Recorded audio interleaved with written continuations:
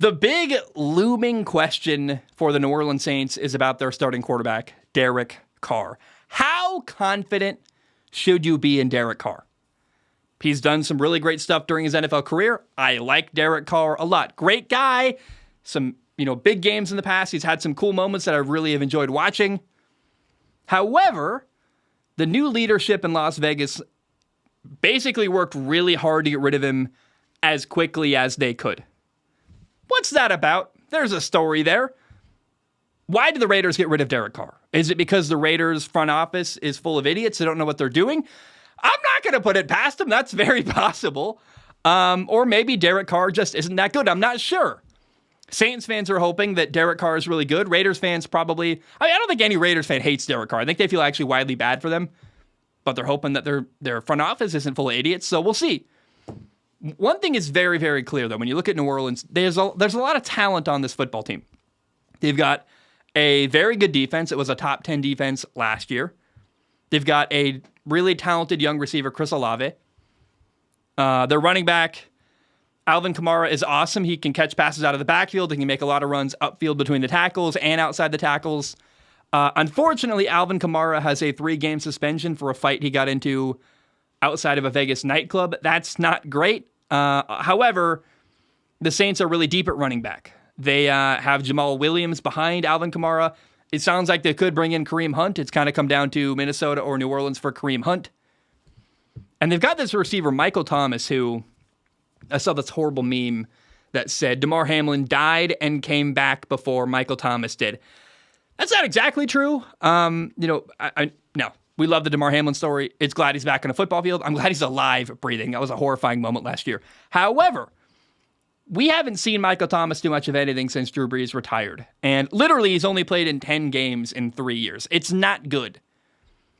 However, if Michael Thomas returns to form and plays at a high level, that would be amazing. That's a huge deal because in 2019, last time he basically did anything, he did quite a bit. He dominated. He led the league in receiving and catches. He had 149 catches that year. That's the most catches in NFL history for any receiver. He had over 1,700 yards. I believe 1,725 yards, I believe is the exact number, but I know it's over 1,700 for Michael Thomas in 2019. He dominated, but it's been a while. He's 30 years old now. He hasn't done much in 3 years. Again, 10 games in 3 years. However, I have a theory here that since Drew Brees retired, he's kind of been waiting for New Orleans to get a real quarterback. We've seen him take a lot of time out of, kind of go out of his way to take care of injuries and kind of really been easing himself back from injuries here and there. And I wonder if it's just he doesn't want to play with Jameis Winston or Taysom Hill. He wants to really play with a high-level quarterback again. Maybe Michael Thomas. I don't know. It's all conspiracy theory, but maybe he looks at Derek Carr and says, that's a guy who can get me the football at a high level. I'm coming back with everything I have. We'll see. But I'm really interested to see what Michael Thomas can bring to the table this year. Now, I am a bit skeptical of the pass rush in New Orleans. I hope I'm wrong. Cameron Jordan, they just gave him a new contract. They really like him. He is 34 years old, and that's a really physical position he plays up front. I am curious what rookie defensive end, second-round pick Isaiah Foskey can do. We'll see. He's not currently viewed as a starter, but I'd like to see him maybe eventually become one. I'm also interested in what first-round pick defensive tackle Brian Bresee does this year. They are really trying to improve their defensive line. They put 2 top picks into that. And I want to see if the Saints can get after the quarterback this year a little better than they have in years past, which is really cool. They've had a great defense in spite of the fact that they haven't gotten after the quarterback at a high level. They've got a really good stud corner, Marshawn Lattimore. They've got 2 good safeties, Tyrann Mathieu and Marcus May. I like what the Saints are doing on defense. They've also got a really fun tight end group. They've got Juwan Johnson, their number 1 guy. They brought in Foster Moreau, a guy who played with Derek Carr a lot in the Raiders. They brought back Jimmy Graham. I didn't know Jimmy Graham was literally even capable of playing football anymore. Last I heard, he was riding a bike in Miami, got hit by a car. I literally didn't realize he was even still a guy considered in the league to any level. I don't know how well Jimmy Graham can run anymore, not just because he's injured, but because he's literally old. However, here's why I think the Saints brought back Jimmy Graham. He's a potential red zone threat. He still can go get the football. Don't ask him to run 40 yards, But in the goal line situation, goal to go in the red zone, he can post up and go grab a rebound, and that's what he might be asked to do a lot this year. I thought he did a good job in Chicago last time he played doing exactly that. Now, Taysom Hill is technically listed as a tight end, so I'm going to talk about him here.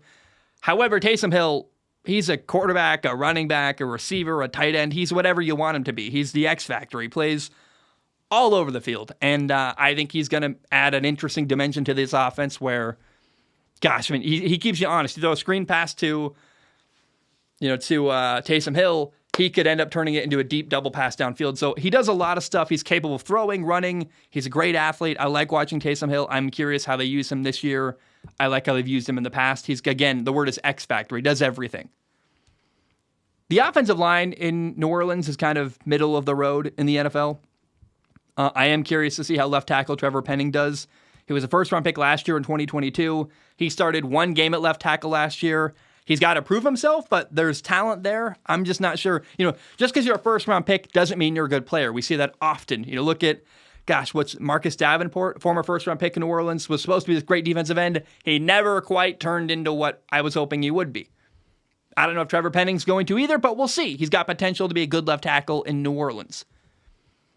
And the Saints have some really good players. On paper, they're the best team in the NFC South.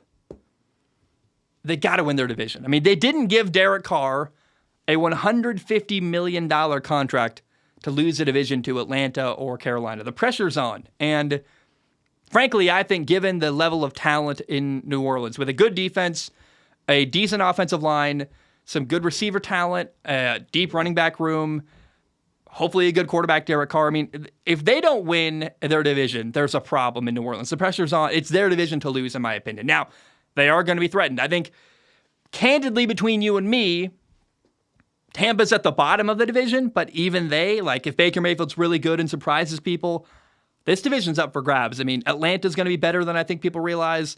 Carolina looks talented.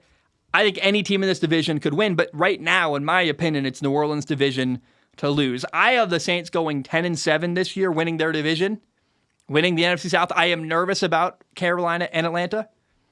Now, I don't expect New Orleans to make a deep playoff run. It's year one with Derek Carr. We still got a lot to see from Derek Carr. Can he prove himself? Can he even make a deep playoff run? I'm not sure. But right now, I have the New Orleans Saints at 10-7, making the playoffs, winning their division. And if they don't do that, again, it's a problem because there's so much talent here. For years, we've been saying, ever since Drew Brees retired, well, this team, they're good. All they need is a quarterback. Well, they have their quarterback. Now it's time to see what Derek Carr can do. And I like this position because Derek Carr is a player I've rooted for a long time. I really felt bad for him the way things went down in Vegas with, he had one of his teammates go to jail. He had John Gruden, his coach, get fired. The system they had, the staff they had imploded. They get this new coach who doesn't really like him, gets rid of him. I felt bad for Derek Carr. I think for years he wasn't properly supported. Then finally he got stuff going. The rug got pulled out from under him. I am hoping to see Derek Carr find a home in New Orleans, do really well, win their division. Maybe that's wishful thinking, but right now, again, I've got the New Orleans Saints going 10-7. We'll see what happens.